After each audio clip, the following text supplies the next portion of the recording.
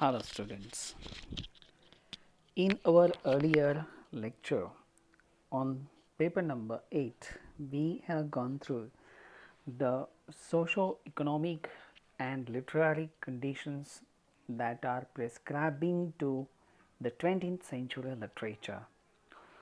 As we have gone through the literary concepts in our earlier lecture, each literary term will find with each literary lecture video. So, a dedicated video in respect to the term you will find here. Moreover, you need to go into the reading that is implied or suggested in the respective video lecture. As we have seen that the modern literature is a reflection of the events, the literary movements and tendencies that are reflected in the Indian novel, in modern novels, modern dramas and poetry. To the large extent, we have seen the social upheavals caused by the the First World War and Second World War, the rise of fascism, the questions that humanity is being posed.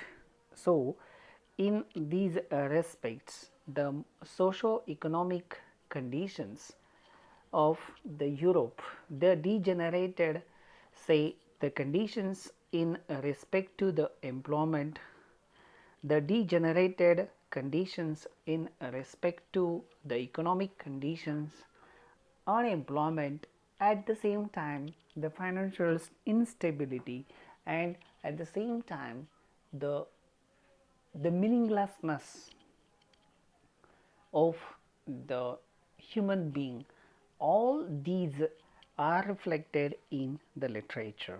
So, as we have studied some of the terms with respect to the poetry and some of them to the novels, but the drama is one of the significant literary movement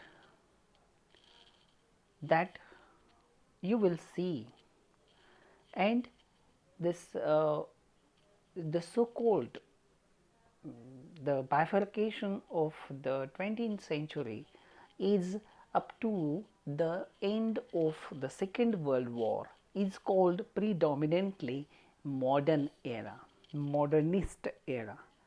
But after say so called end of the Second World War till now, it's called as a postmodernism. So, with it's definitely we can say that the modernism and postmodernism both are continued in the modernist features, but there are some striking rebel against some of the tenets of the modernism that you will find in the postmodernism. But moreover, whatever may be the conditions, the year 1946 marked a remarkable change in the outlook of the people towards looking at life. Certain questions that are raised about the mankind, about humanity, and all these that are reflected in the literature, as we have seen that the novels are bringing the realistic picture of European cities and European life.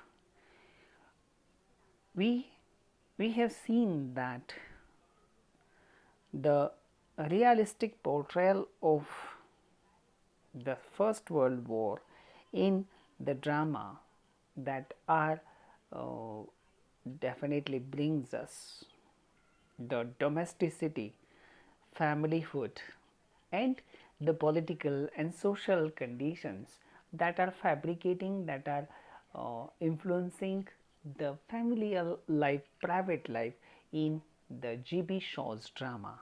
As we have seen, Saint John At the same time, Heartbreak House, Pygmalion, these dramas will tell us that these war raged conditions are influencing the deep psychology of the European people. The characters that we find in Heartbreak House are are frustrating, and the aged one, those who lived for half a century or more than half a century in the Victorian traditions, are prescribing, are teaching some morals, some ethics, some experiences of lives to the youth or younger generation, that they find these tenets of say lives are in absent are absent in the youth, and that is what they needs to be taught over. So, we have the realism in the drama.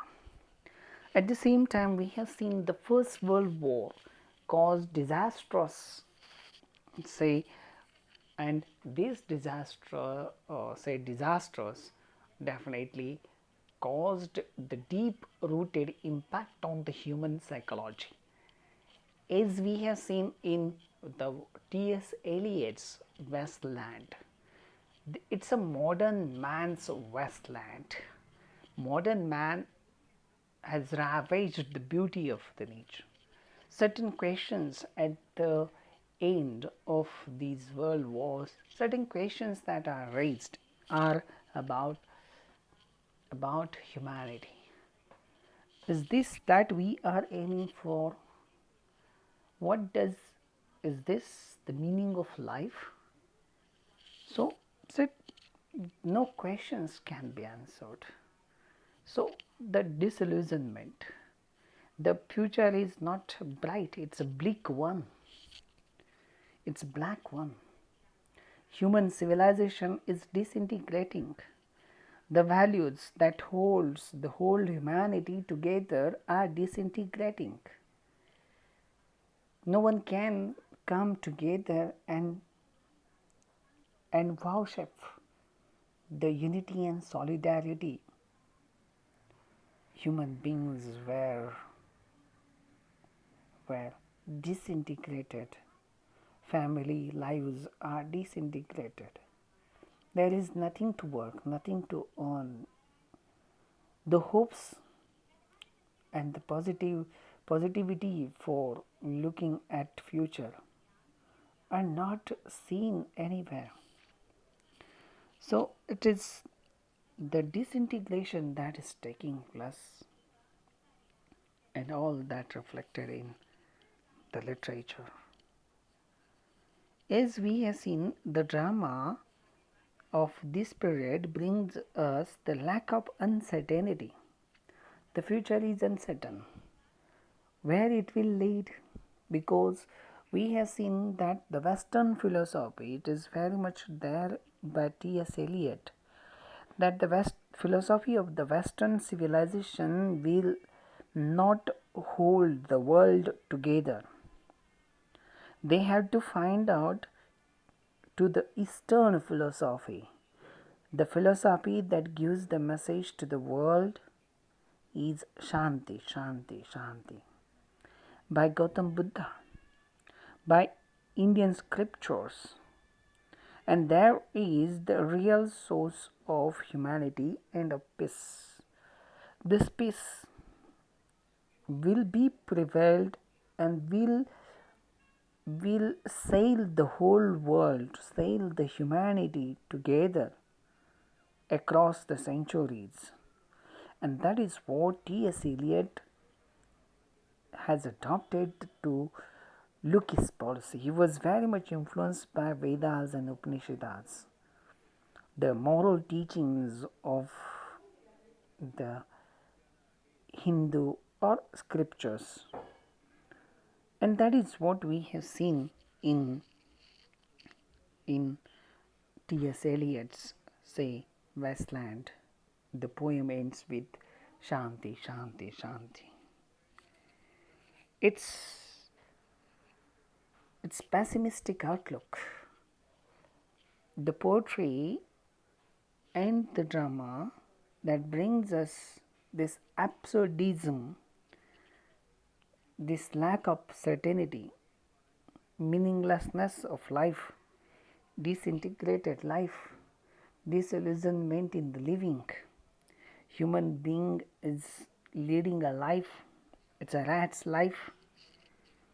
All these are seen in the pessimistic outlook or absurdist lives of the people.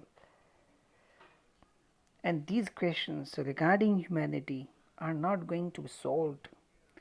The theatre of absurd projects the absurd position of man in the world. Human being is a restless, he is angry, but he can't express his anger. What to think? How to give the meaning to the life? Everything that is leading to more questions rather than solutions. So, this absurd condition of human being is portrayed in the dramas. So, absurd dramas are an example of this. Originated in the second half of the 50s, and it come to the peak with Martin Esselin's the book on theatre of absurd in 1960. The term is recognized and adopted and practiced by few European writers and Edward Albee from America, Harold Pinter, Jean Genet, Pirandello, Samuel Beckett. All these names are the dramatists who brought the realistic picture of the European life. The totalitarian approach is we have seen the rise of fascism by Adolf Hitler, the concentration camps, the mass killings, the poisonous gas or gaseous to put in gas. The human beings were killed. All these things led to the extreme anger. See, in reaction to the Edwardian so called aristocracy, the human being felt don't have anything respectable earning in the later decades of the English life. So they are restless, they are angry, and that anger is very suitably projected in the Look Back in Anger by John Osborne. In this book, proved is an immense, say, social milieu that was against the Edwardian aristocratic generation and society, those who perpetuated their aristocracy, and the liberal or the menial or the laborers who were divided in the society. Socially, they were divided. The rise of Russian communism, the rise of socialism are the answers to bridge this gap, rich and poor. But the gap could not be bridged. It is difficult for the policy makers. In that we see the richer become rich and poor poorer. And that is what we have seen in Look Back in Anger. Jimmy, who is an embodiment of that anger, who was angry. He wished to exert his anger against his wife Alison, who is the daughter of a retired army officer from India. And and of course these characters do represent that class. Jimmy represents the laborer, the middle class bourgeois hero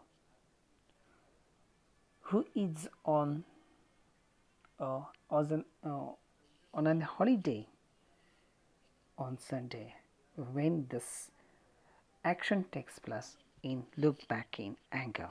So, I hope that this so-called conditions, socio-political conditions of the time will help you to understand the drama in a better sense.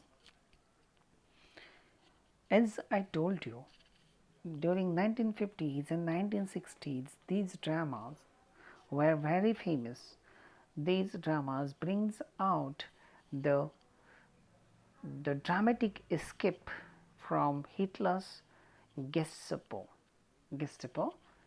where the secret police by Adolf Hitler, and they were on pursuit of Samuel Beckett, who was hidden in the French farms. He was working as a laborer, farm laborer, and all that reflected in the Waiting for Godot.